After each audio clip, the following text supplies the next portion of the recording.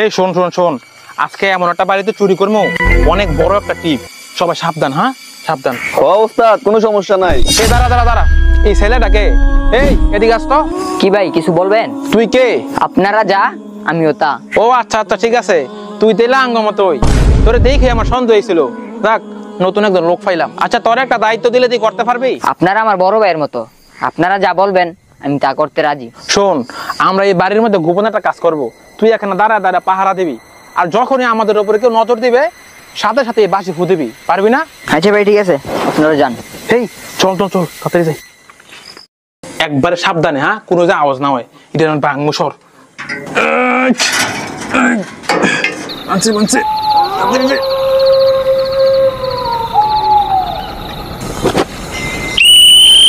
ভাই বাঁশির আওয়াজের কাছে।